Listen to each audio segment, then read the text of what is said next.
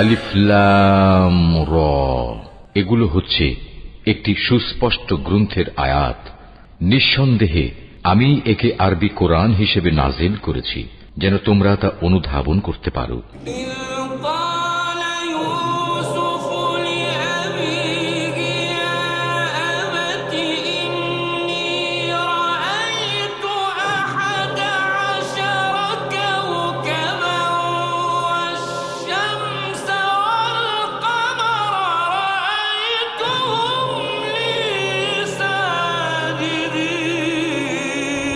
হে নবী, আমি তোমাকে এ কোরআনের মাধ্যমে একটি সুন্দর কাহিনী শোনাতে যাচ্ছি যা আমি তোমার কাছে ওহী হিসেবে পাঠিয়েছি, অথচ তার আগ পর্যন্ত তুমি এ কাহিনী সম্পর্কে ছিলে সম্পূর্ণ বেখবর লোকদেরই একজন।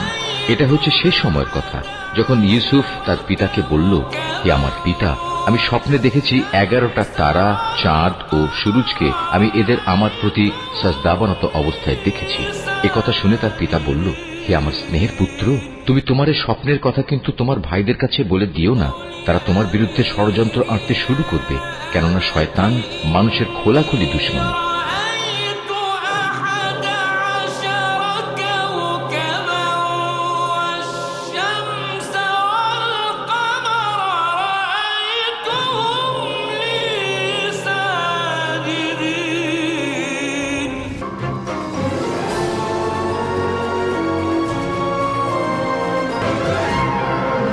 খ্রিস্টপূর্ব 1160 অব্দে ব্যাবেল নামক দেশের দক্ষিণে ফাদ্দান আরাম নামক এক শহর ছিল।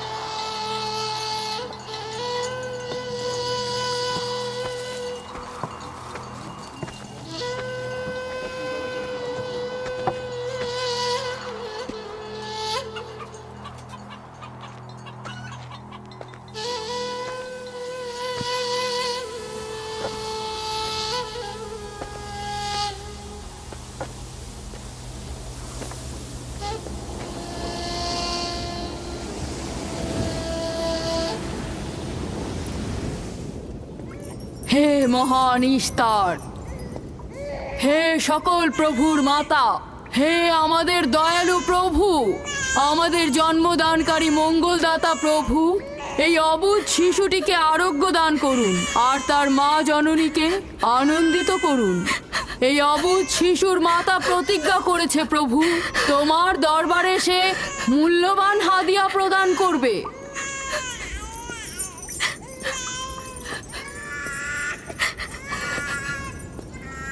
আমি মহান ইস্তারের কাছে প্রার্থনা করেছি যেন তিনি তোমার সন্তানকে জীবিত রাখেন। তুমি এখন তোমার সন্তানকে নিয়ে যেতে পারো। তুমি তোমার সন্তানকে ঠিক সেভাবে মানুষ করবে যেন সে বড় হয়ে নিজেকে ইস্তারের সেবায় বিলিয়ে দিতে পারে। আপনিও মহান ইস্তারের কাছে আমি অনেক কৃতজ্ঞ। মহান ইস্তারের ওপর রহমত বর্ষিত হোক। আপনার ওই ইস্তারের মেহেরবানিতে আমার মৃত সন্তান জীবিত অবস্থায় ফিরে এসেছে। ইস্তার মহান, তার ওপর রহমত বর্ষিত হোক। ইস্তার মহান, তার ওপর রহমত বর্ষিত হোক। মহান ইস্তার, তার ওপর রহমত বর্ষিত হোক। ইস্তার মহান, ইস্তার মহান, তার ওপর রহমত বর্ষিত।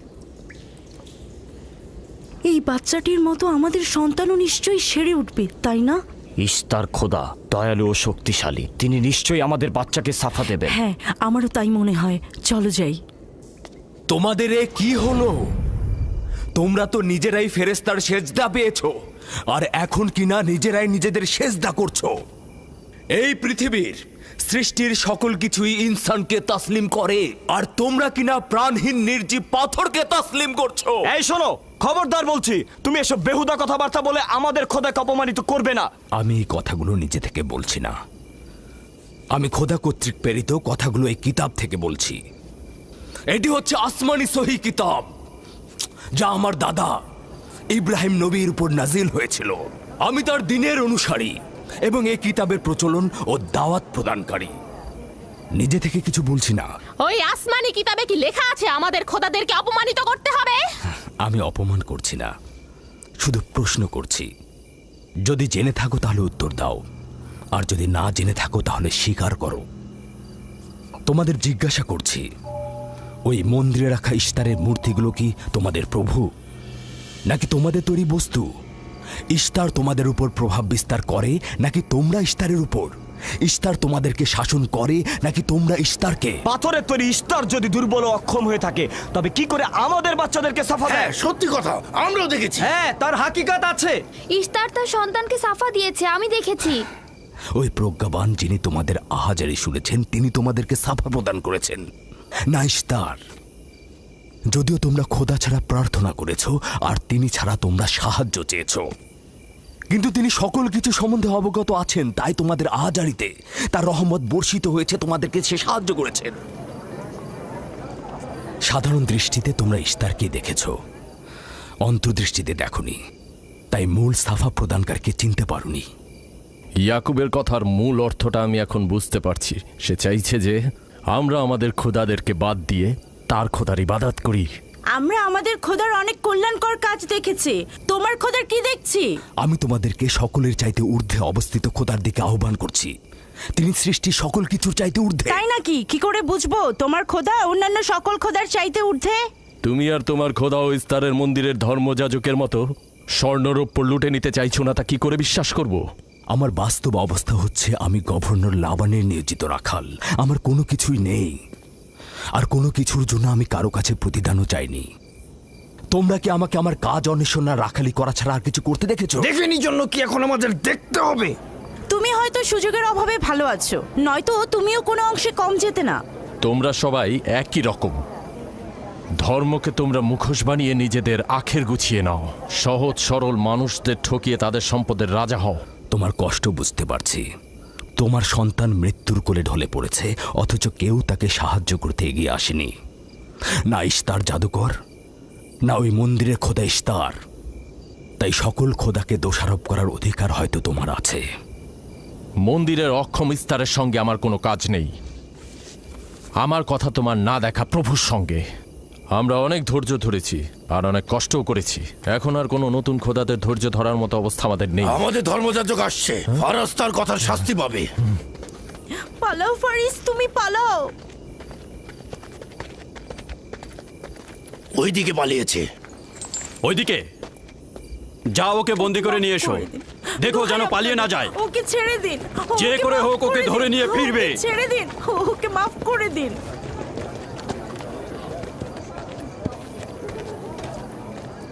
যদি শুধুমাত্র গভর্নরের জামাতা না হতে, তাহলে আমি জানি তোমাকে কিভাবে শায়েস্তা করতে হয়। মন্দিরের কোনো প্রতিনিধির সাথে আমার কোনো কাজ নেই। তোমরা সবাই চলে যাও। ইয়াকুবের কুফরি কথায় তোমরা কেউ কান দেবে না, আর কেউ বিশ্বাস করবে না। তোমরা কি কেউ দেখছো না? হ্যাঁ, এই ইয়াকুব তার কুফরি কথাবার্তার কারণে ফাদ্দানে দুর্ভিক্ষ নিয়ে আসছে। আমাদের ধর্মযাজক ঠিক কথাটাই বলেছেন। ইস্তারের অভিশাপে বালা মুসিবত আসার পূর্বেই চলো চলো আমরা এখান থেকে চলে যাই।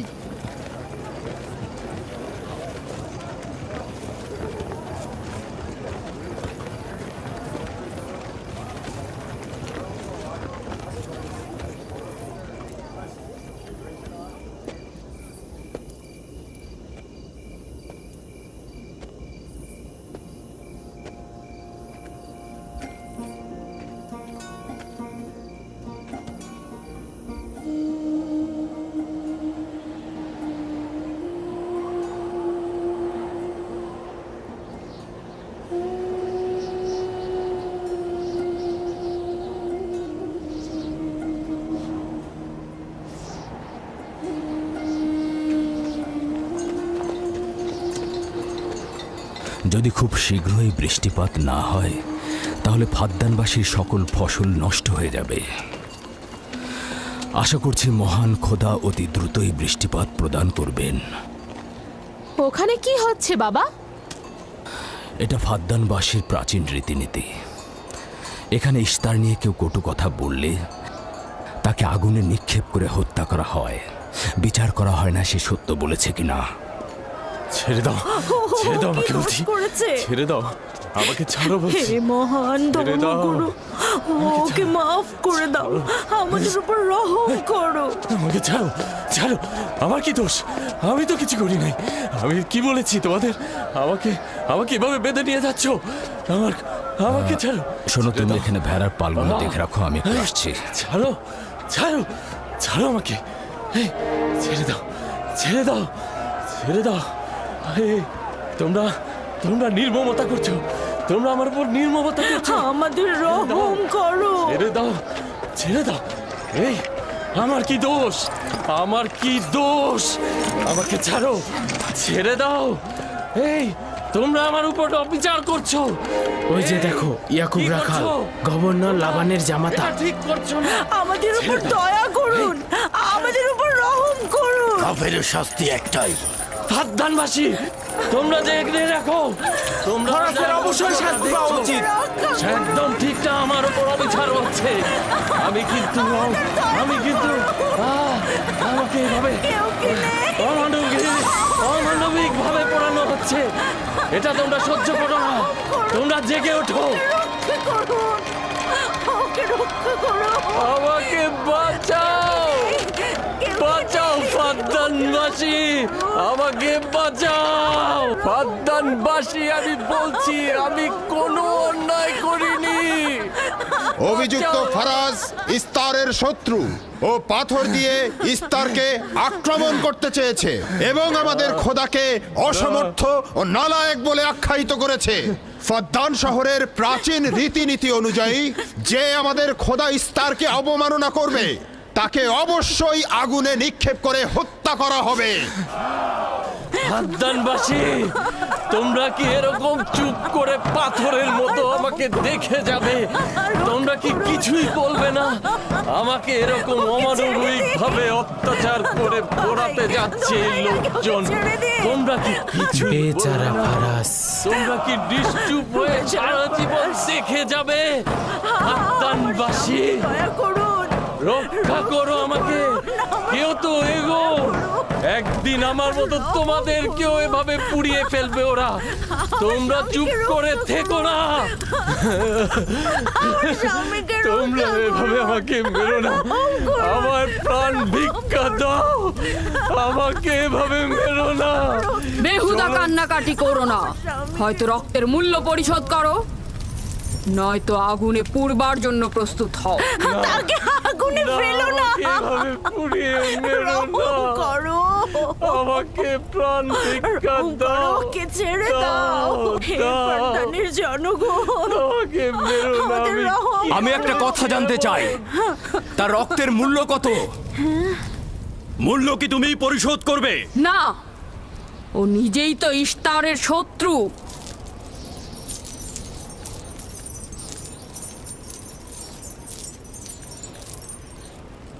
তুমি নিজেই তো ইস্তারের শত্রু। প্রথমে তোমার নিজের রক্তের মূল্য পরিশোধ করো। তাহলে আমাকে বন্দি করছো না কেন? বন্দি করো। অগ্নিপিণ্ডের মধ্যে নিক্ষিপ্ত হওয়া তো আমাদের বংশের প্রাচীন ঐতিহ্য। আমার দাদা ইব্রাহিম, উনিও তো একবার নমরুদের আদেশে অগ্নিপিণ্ডের মধ্যে নিক্ষিপ্ত হয়েছিলেন। এখন পর্যন্ত তুমি যে গ্রেপ্তার হওনি তার কারণ তুমি হচ্ছ গভর্নরের ভাগিনা। তার অর্থ দাঁড়াচ্ছে এই যে আমার মামা গভর্নর লাবান ইস্তারে খোদাকে অবমাননা করতে পারে কোনো শাস্তি ছাড়াই। ওকে গ্রেপ্তার করো আর ওর দাদার মতো ওকেও আগুনে নিক্ষেপ করো।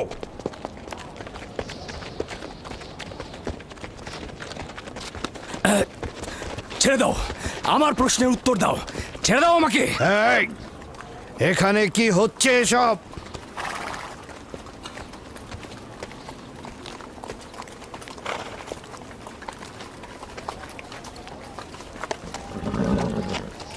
ওকে ছেড়ে দাও আর অভিযুক্তকারীকেও মুক্ত করো। ফারাসের অবশ্যই শাস্তি পাওয়া উচিত। যখন ইয়াকুব জীবনের মূল্য পরিশোধ করতে চায় তখন তোমাদের কোনো অধিকার নেই ওকে শাস্তি দেবার।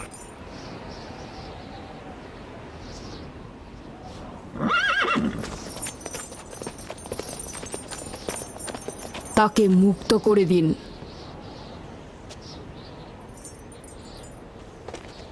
ইয়াকুব, তুমি অবশ্যই ফারাসের জীবনের মূল্য স্বরূপ 500 দিনার পরিশোধ করবে। হ্যাঁ, কোনো সমস্যা নেই, আমি এই অর্থ পরিশোধ করব।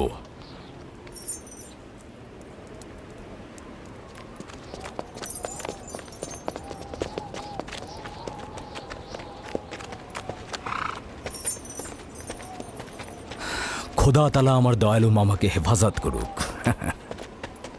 ইয়াকুব, আমি তোমাকে কতক্ষণ এরকম বিপদ থেকে বাঁচাতে চোখে চোখে রাখবো।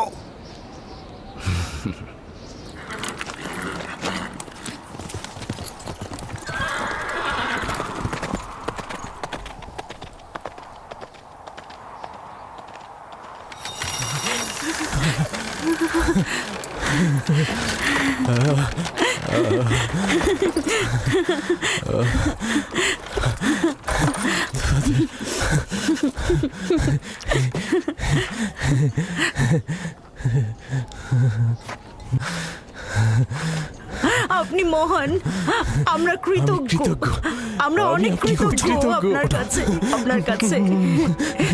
আমার জীবনের মূল্য স্বরূপ যে অর্থ আপনি প্রদান করবেন তার বিনিময়ে সারা জীবন আমি আপনার কৃতদাস হয়ে থাকব। আপনি মহান, আপনি মহান। আপনি ফারাজকে মৃত্যুর হাত থেকে বাঁচিয়েছেন, আপনি আমাদের নতুন জীবন দিয়েছেন। হয়েছে হয়েছে, এবার এসো এসো।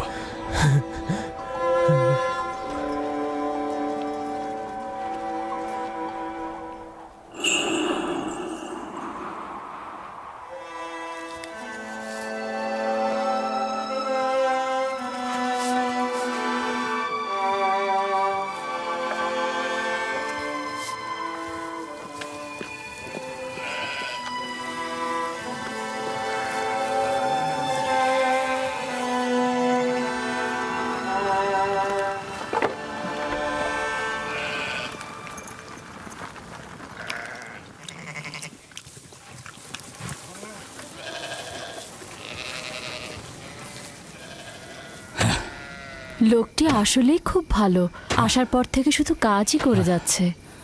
হ্যাঁ, বছরের পর বছর ইস্তার, ফাদ্দান ও ব্যাবলের লোকজনকে অন্যায়ভাবে কোরবানি দিয়ে আসছে। আজ তোমার পিতার জন্য আমি ও ফারাজ বেঁচে গেছি। আপনি ওর জীবন বাঁচিয়েছেন বলেই ও ইস্তার পূজা ছেড়ে এক খোদার ইবাদতে মশগুল হয়েছে। হ্যাঁ, তা হয়েছে রাহেলা। আসলে যখন সে মৃত্যুর হাত থেকে রক্ষা পেয়েছে তখনই এক খোদায় বিশ্বাস এনেছে। আমাদের মুসাফির কখন পৌঁছবে? খুব শীঘ্রই হে খোদার নবী, বেশি দিন বাকি নেই। বছরের পর বছর তোমার সন্তানের প্রতীক্ষায় রয়েছি। যদি খোদা চায় তো খুব শীঘ্রই এই প্রতীক্ষার অবসান ঘটবে।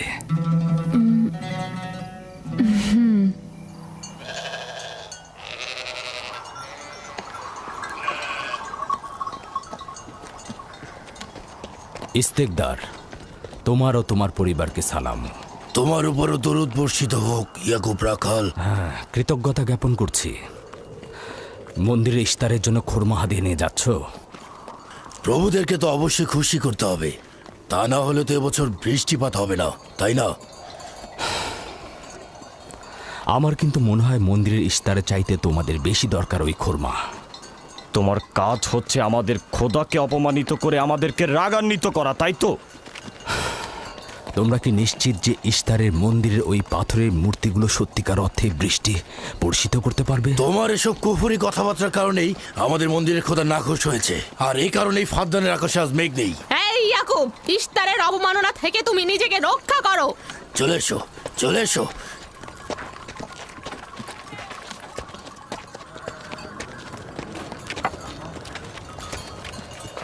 এটা তোমাদের কেমন বিবেচনা? তোমরা শক্তিশালী ও দয়ালু এক খোদাকে রেখে নির্জীব পাথরের উপাসনা করছো। কেন তোমরা বিষাদগ্রস্ত জমিনে নিজেদের আত্মাকে এক খোদার ঈমানের নূরে আলোকিত করছো না?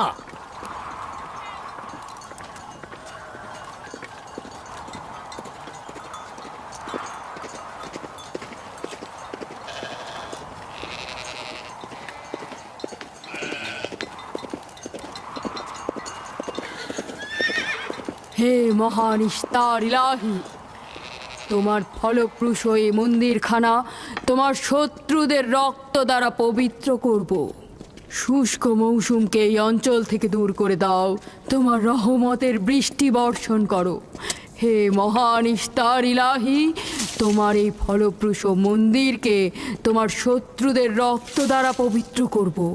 হে মহান ইস্তার ইলাহি, এই অঞ্চলের শুষ্ক মৌসুমকে তুমি দূর করে আলী দাও, জনাব।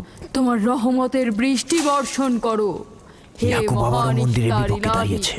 আমাদের খোদাকে তোমার অবজ্ঞা করেছে। রহমতের বৃষ্টি বর্ষণ করো। হে ইশতেকদারের সাথে মন্দিরে ঢোকার সময় কথা বলেছে। তোমার আমিও দূর রহমতের থেকে দেখেছি। বৃষ্টি বর্ষণ করো।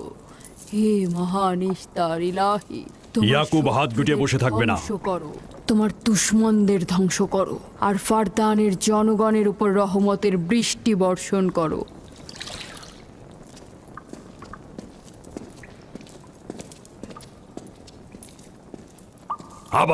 ইয়াকুব আবারও শুরু করেছে।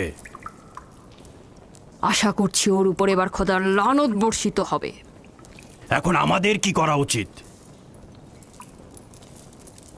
লাবানকে এখানে ডাকো, তার সাথেই সমাধান করব।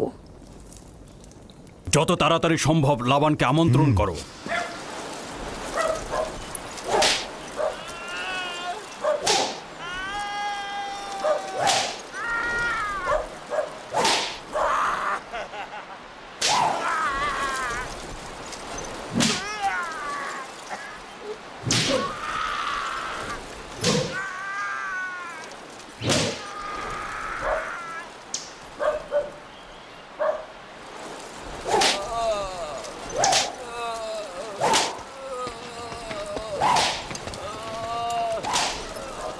জনাবে আলী, ইস্তার মন্দিরের মহান ধর্মগুরু আপনাকে সাক্ষাতের জন্য আমন্ত্রণ জানিয়েছেন। গুরুত্বপূর্ণ কিছু? হ্যাঁ জনাবে আলী। এই, এবার বন্ধ করো।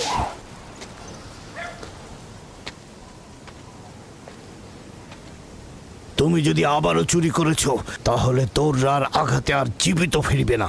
আমি কথা দিচ্ছি এমন ভুল আর কখনো হবে না। ছেড়ে দাও একে। এসো।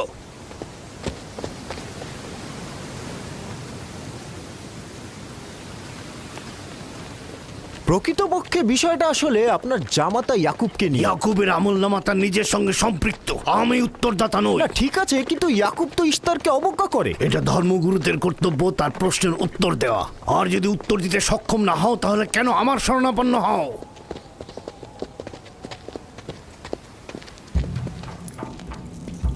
খোদার চাইতেও বড় খোদা মহান ইস্তার রাগান্বিত হয়েছেন।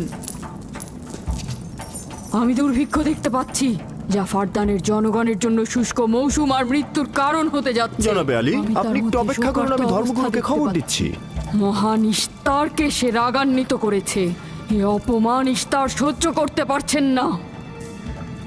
কেউ একজন ইস্তারকে খেপিয়ে তুলেছে। যে মহান খোদাকে অপমান করেছে সে দ্রুতই শাস্তি পাবে। মহান ইস্তার তার বলি চাচ্ছেন।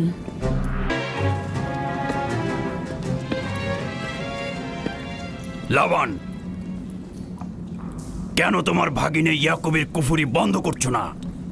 তোমরা তো ব্যাবিলনের জনগণের ইমানের মালিক। তার প্রশ্নের জবাব দিয়ে দাও। আমি তো গভর্নর, ধর্মগুরু নই। কিন্তু সে তোমার ভাগিনা এবং তোমার কন্যাদের স্বামী। আমি ফারদানের শান্তি আর নিরাপত্তায় নিয়োজিত। আমার ভাগিনার কার্যাবলী দেখার জন্য নয়। এই কারণেই তাকে শান্ত করতে হবে। সে ফারদানের শান্তি নষ্ট করছে। ফারদানের শান্তি ফিরিয়ে আনতে হবে, তা না হলে অতি দ্রুত ফারদানের বুকে দুর্ভিক্ষ নেমে আসবে, আর এটার দায়ভার সম্পূর্ণ ইয়াকুবের। কি করে করি বলো? ইয়াকুব এখানে ভেড়া রক্ষণাবেক্ষণের প্রধান ব্যক্তি, অর্থনৈতিক চালিকা শক্তিও বটে। আর ও কিনা হয়ে গেল এখানকার বদখদের প্রধান কারণ। হ্যাঁ, কারণ ও এখনো ইস্তারের কুফরি করেই যাচ্ছে। ইয়াকুব তো ব্যাবিলনের খোদাদের উপর ঈমান আনেনি, কিন্তু তারা তো কিছু বলেনি। ব্যাবিলনের খোদাদের প্রতি ঈমান না আনলেও তাদেরকে কখনো অবজ্ঞা করে কথা বলেনি। কিন্তু এখানে তো সে মহান ইস্তারকে অবমাননা করেই চলেছে। তুমি অবশ্যই তাকে শান্ত করবে। অবমাননা করে? অবশ্যই করে। তুমি কি কখনো ভেবে দেখেছো যে ব্যাবিলন রাজ্য কেন তোমাকে নিয়োজিত করেছে? তাহলে এটাও জেনে রাখো কেন আমাকে গভর্নর নিয়োগ করা হয়েছে। উত্তম হলো এটা জানা যে আমি ব্যাবিলন থেকে ফরমান গ্রহণ করি, না তোমাদের থেকে, না তোমাদের ইস্তার থেকে। যদি ইস্তারের মন্দিরের ধর্মগুরু বাবেল এই কথাগুলো তুলে ধরেন তবে কোনো অসুবিধা নেই তো?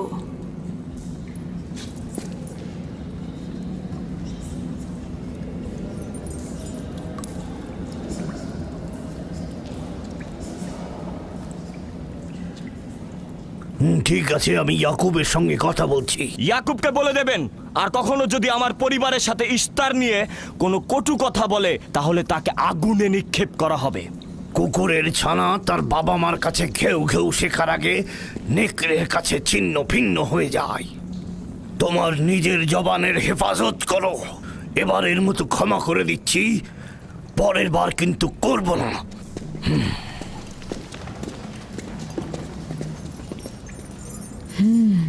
সবাই শুনে রাখো, যদি দুর্ভিক্ষের কারণে আমার ফসল নষ্ট হয় তবে ইয়াকুব আর তার পরিবারের কাউকে আমি জ্যান্ত রাখবো না। দেখা যাক না, একবারই তো কোনো কথা বলে লাভ নেই।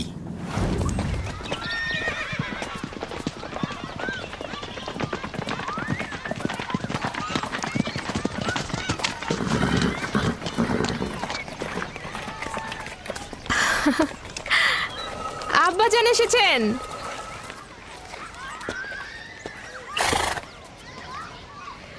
আসসালামু আলাইকুম আব্বাজান, এবার অনেকদিন পর এলেন।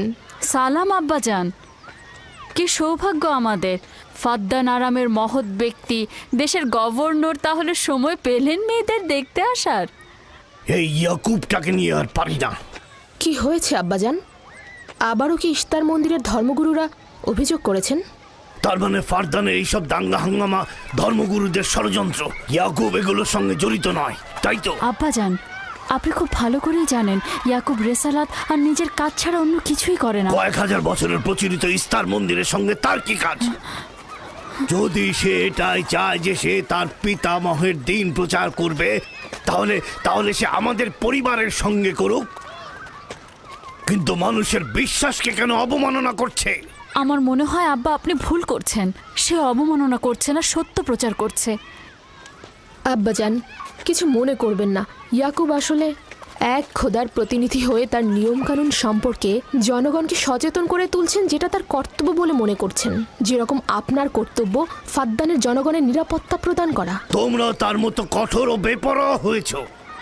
আমি যদি চাই দায়িত্ব পালন করতে, তাহলে তোমরা মরুভূমিতে ভবঘুরে হয়ে ঘুরবে। আব্বাজান, আমি আর আমার বোন লিয়া আমাদের স্বামীর দিনে অটল আছি, তাই এক খোদার আইন বাস্তবায়নে আমরা তাকে সাহায্য করেই যাব। তোমরা সবাই দেওয়ানা হয়ে গেছো। তোমরা কেউ আমার অবস্থার কথা চিন্তা করছো না। তোমরা কি জানো, ব্যাবিলনের ধর্মগুরু যদি জানতে পারে আমার ভাগিনা ইস্তারের বিরুদ্ধে অপপ্রচার চালাচ্ছে, তাহলে আমার কি অবস্থা হবে ভাবো। আমি তখন কতটা বিপদে পড়বো। ইয়াকুবের খোদার শক্তি ওই বাবেলের মন্দিরের ইস্তারের থেকে অনেক বেশি। আব্বাজান, আমাদের উচিত হচ্ছে আমাদের নিজেদের খোদাকে ভয় করা, ওই পাথরের খোদাকে নয়। আমার না তার খোদার সঙ্গে কোনো কাজ রয়েছে, না এদের খোদা। শুধু বলবো ইয়াকুবের কোনো অধিকার নেই ফাদ্দানের লোকের কাছে আমার অবস্থান নড়বড় করে দেয়া। কি হয়েছে রাহেলা? রাহেলা, রাহেলা, কি হয়েছে রাহেলা?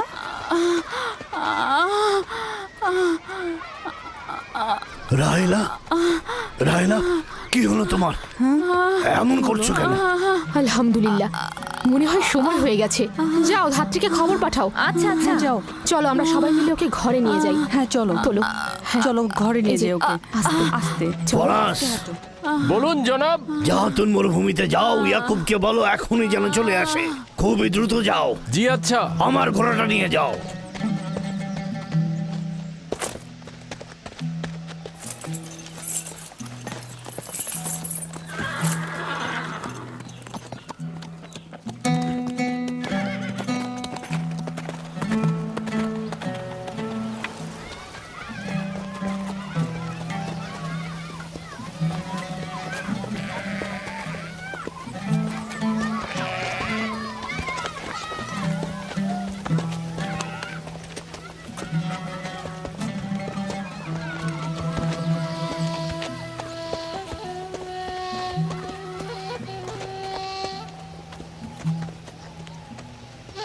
রাখালেরা চতুষ্পদী প্রাণীগুলোকে হেদায়েত করে, আর নবুয়াত ইনসানদের হেদায়েত করে থাকে। সম্ভবত এ কারণেই অধিকাংশ নবী রাখাল ছিলেন।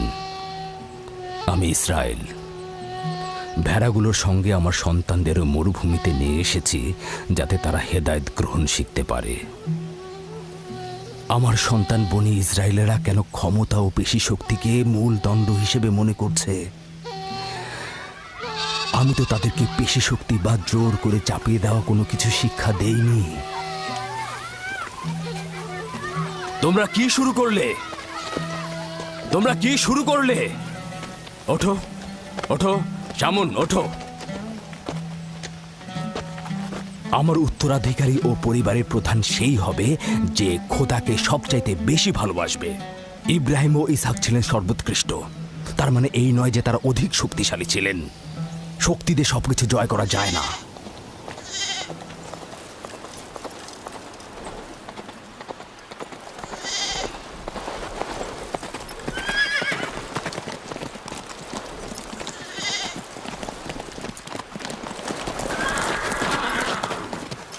কি হয়েছে ফারাজ?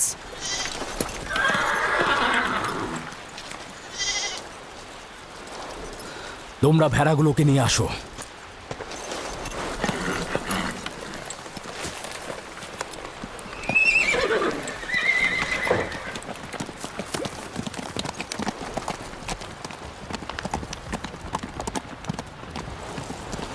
কিছু কি হয়েছে? আব্বাজান কোথায় গেলেন? কিছুই না, ভেড়াগুলোকে একত্রিত করো, আমরা ফিরে যাব।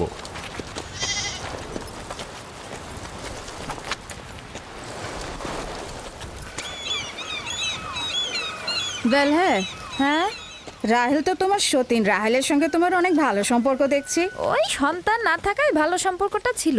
রাহেলের সাথে ভালো সম্পর্ক ছিল, ওই ইয়াকুবের সাথেও ভালো সম্পর্কটা ছিল। আমার সন্তান নেই, তার সন্তান হচ্ছে, ভালো সম্পর্কটা থাকে কি করে? এমন ভাবে বলছো কেন? রাহেল আর ইয়াকুব তো ইনসান হিসেবে খুবই ভালো। হ্যাঁ, কিন্তু ইয়াকুব তো রাহেলকে অনেক বেশি ভালোবাসে। আর যেহেতু এখন তার সন্তান হচ্ছে, তার স্থান তো সব স্ত্রীর থেকে উপরেই হবে, তাই না? ইয়াকুবের কয়টা স্ত্রী? 4 জন। আমি, লিয়া, জুলফা ও রাহেলা। এই বাদ দাও তো এসব, তাড়াতাড়ি চলো, তাড়াতাড়ি চলো, না হলে শব্দ শেষে আবার আমার ঘাড়েই পড়বে। আরে আমি তো জানি ইয়াকুব বড় ন্যায়পরায়ণ আর মেহেরবান। সকল হিংসা ভুলে একটু ভালোবাসাটাকে বাড়াও, দেখবে সেও তোমাকে খুব ভালোবাসবে। আর ও তো খুব ভালো মানুষ। জনাবে আলী লাবান, আপনার ওপর শান্তি বর্ষিত হোক। ভালো পুরস্কার পেতে যাচ্ছ, কিন্তু রাহেল আর তার সন্তানকে সুস্থ চায়। চিন্তা করবেন না, আমি অনেক অভিজ্ঞ ধাত্রী।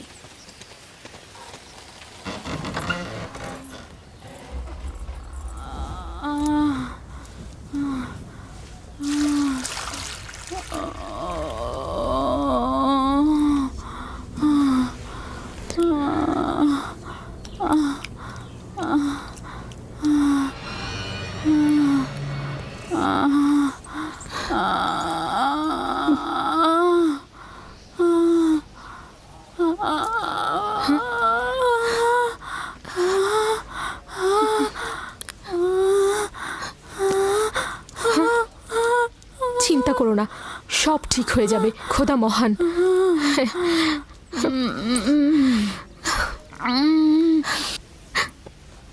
রাহেল, রাহেল, রাহেল, এই যে রাহেল, কি হলো? কথা বলো। রাহেল, রাহেল, রাহেল, রাহেল রাহেল বেহুশ হয়ে গেছে। রাহেল, রাহেল চোখ খোলো। রাহেল কথা বলো। রাহেল, রাহেল, এই যে রাহেল। রাহেলা, হ্যাঁ এমন তো নয় তার উপর ইস্তারের খোদার রাগ পড়েছে।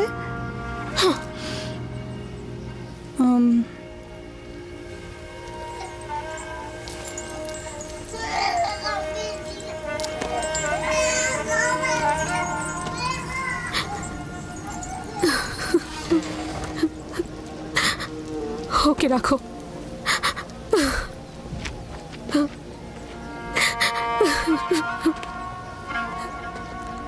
তোমরা তোমার খালার জন্য দোয়া করো, তোমাদের দোয়া খুব তাড়াতাড়ি কবুল হবে।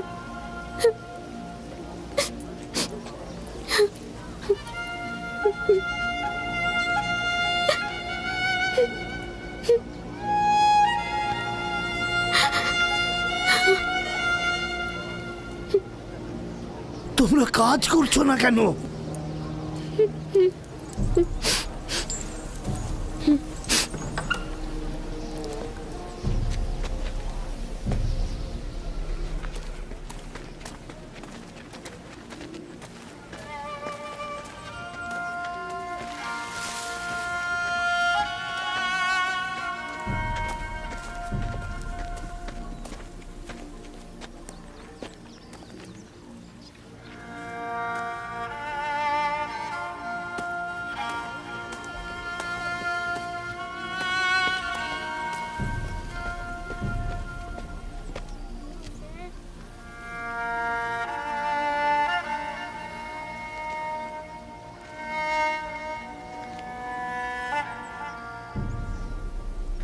কেউ একজন ইস্তারকে রাগান্বিত করেছে। আগুন ও রক্ত দেখতে পাচ্ছি, অলক্ষণে মৃত্যুর ছায়া সর্বত্র দেখতে পাচ্ছি। আগুন প্রথমে কাফেরের পোশাকের নিম্নাংশ গ্রাস করবে। যারা ইস্তারকে অবমাননা করেছে অতি দ্রুতই তাদের ধ্বংস আসন্ন। হ্যাঁ, ইস্তার তাকে ক্ষমা করবে না, অতি দ্রুতই সে তার শাস্তি পাবে। আমার মনে হয় ওরা ইস্তারের অভিশাপের ফল ভোগ করছে। ইয়াকুব তো সব সময় ইস্তারকে অবজ্ঞা করে কথা বলে। হ্যাঁ, ইস্তার বলেছিল কুফরিকারী কাফের তার রোশানল থেকে রক্ষা পাবে না। ইয়াকুব তো ইস্তার আর তার খোদাকে নিয়ে কত বেহুদা কথা বলেছে, মনে হচ্ছে তারই ফল ভোগ করছে।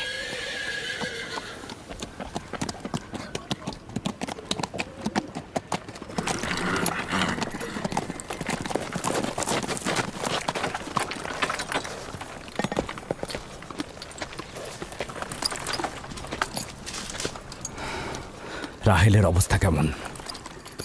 আমি কিছু বলতে পারছি না।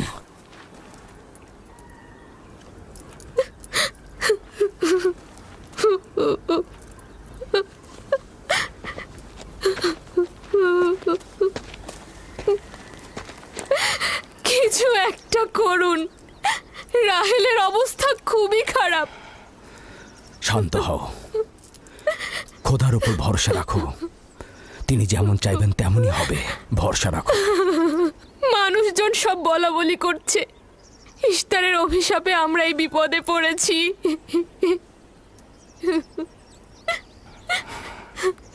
খুব ভালো, এবার দেখা যাক রাহেল ও তার সন্তানের খোদা সবচাইতে বেশি শক্তিশালী নাকি ওই ইস্তারে খোদা। খোদা রহম করো। তোমরা রাহেলের দিকে লক্ষ্য রেখো, আমি একটু আসছি। কোথায় যাচ্ছেন? আমাদের এই অবস্থায় ফেলে যাবেন না। শান্ত থাকো, আমার একাকিত্বের প্রয়োজন। তুমি খোদার সঙ্গে যা করার করো, আমি হাত পা গুটিয়ে বসে থাকতে পারবো না। আমি অবশ্যই হেকিমি চিকিৎসার ব্যবস্থা করব। আমি চিকিৎসকের নিকটে যাচ্ছি, প্রকৃত চিকিৎসক।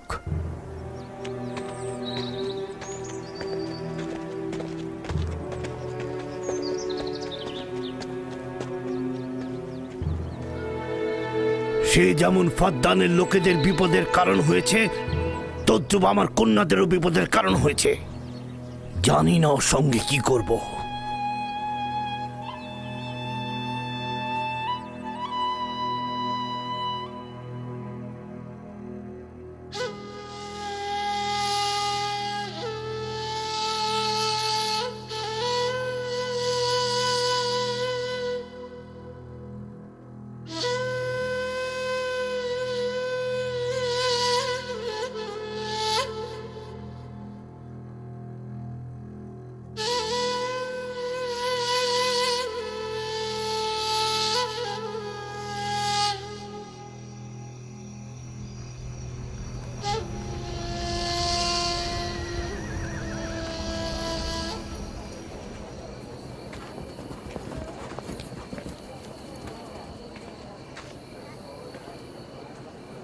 কেন যে ইস্তার মাতাকে ডেকে আনছে না, সে তো সবচেয়ে বড় ধাত্রী। হ্যাঁ, তারা বলছি। জনাব লাবান, ইস্তারের কাছে লোক পাঠান।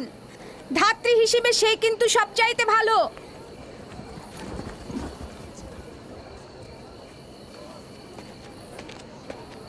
যাও গিয়ে খোঁজ দাও ইস্তার আছে কিনা। যা চাই তাই দেবো। বলবে লাবান বলেছে যদি তার কন্যাকে নাজাত দাও ইয়াকুবকে ফাদ্দান থেকে বার করে দেবো আর তার পাপ থেকে ইস্তার মন্দিরকে রক্ষা করব। যাও।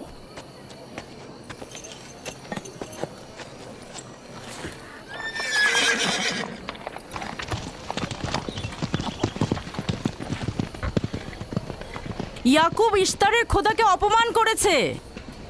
ইস্তারকে অপমাননা করার শাস্তি এইরকমই হয়। তোমাদের চেঁচামেচি বন্ধ করো।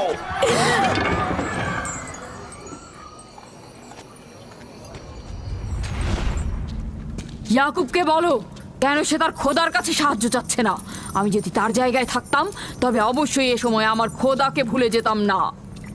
আমাকে পাঠিয়েছেন জনাব লাবান। তিনি কথা দিয়েছেন তার কন্যাকে যদি নাজাত দিতে পারেন ইয়াকুবকে ফাদ্দান থেকে বের করে দেওয়া হবে। আমার দৃষ্টিতে এটা সর্বোত্তম সময় ফাদ্দানবাসীকে মহান ইস্তারের কুদরত সম্পর্কে জানিয়ে দেবার এবং তার শক্তিমত্তা সম্পর্কে বুঝিয়ে দেবার এটাই উৎকৃষ্ট সময়। যদি রাহেলাকে বাঁচাতে পারো তাহলে তোমাদের উপর ফাদ্দানবাসীর ঈমান বৃদ্ধি পাবে। এখানে স্বর্ণরৌপ্যের ভাণ্ডার হবে। রাহেলের মৃত্যুও একই পরিণাম নিয়ে আসবে। বাদ দাও, মরে যাক। খুব ভালো, যাও এই কথাই গিয়ে বলো রাহেলের মৃত্যু ইস্তারের অভিশাপের ফল। একক খোদার ইবাদত করা এবং ইস্তারকে দেখেও না দেখার ভান করার এমনটাই ফল। যদি এমনটা হতো, রাহেল ও তার সন্তানের মৃত্যুর পর আকাশ থেকে বৃষ্টি বর্ষিত হচ্ছে।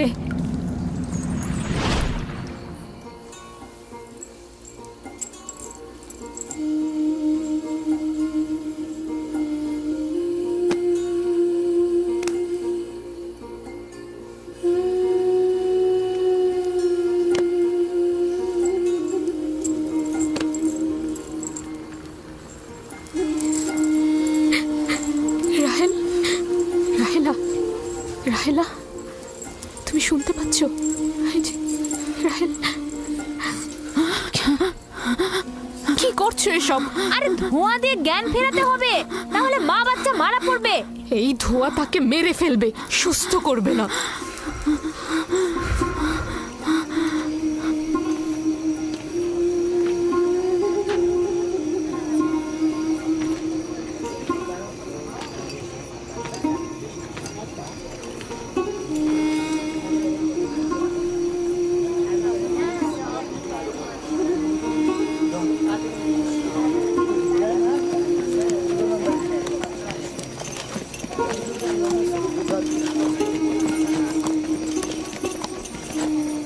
ইস্তার মাতা আসছেন।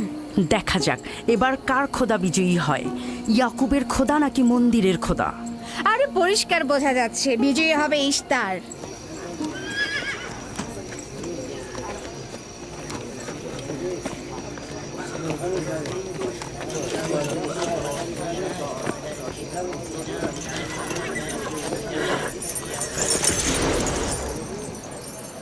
লাবান, আমার কথায় কষ্ট পেয়েছো তাই না? আর ইয়াকুব যে বলল তার খোদা সর্বশক্তিমান, অধিক দয়ালু, তবে তার খোদা কেন এসে তাকে সাহায্য করছে না? রাহেলের জীবন এখন তোমার হাতে, তুমি তাকে সাহায্য করো। আমি কখনোই ভাবিনি যে ইয়াকুব এত দ্রুতই মহান ইস্তারের শরণাপন্ন হবে। কত অবাক করা বেহুদা ও কাল্পনিক, মিথ্যা আর বাতিল চিন্তার মধ্যে মগ্ন আছো। এই বাতিল চিন্তার সত্যতা একটু পরেই তুমি উপলব্ধি করবে, যখন তোমার স্ত্রী সন্তান মৃত্যুর মুখে পতিত হবে। জীবন ও মৃত্যু সম্পূর্ণ খোদার হাতে, না ইস্তারের পাথরের মূর্তির হাতে। আমি ইস্তারকে এখানে আসতে বলেছি। রাহেলের অবস্থা খুবই খারাপ।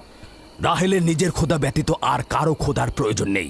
তুমি বের হয়ে যাও, বের হও। ইয়াকুব, আমি এখানে দাঁড়িয়ে আছি। দাঁড়িয়ে আছো কেন? বের হয়ে যাও। তোমার স্ত্রী সন্তান ধ্বংস হবে।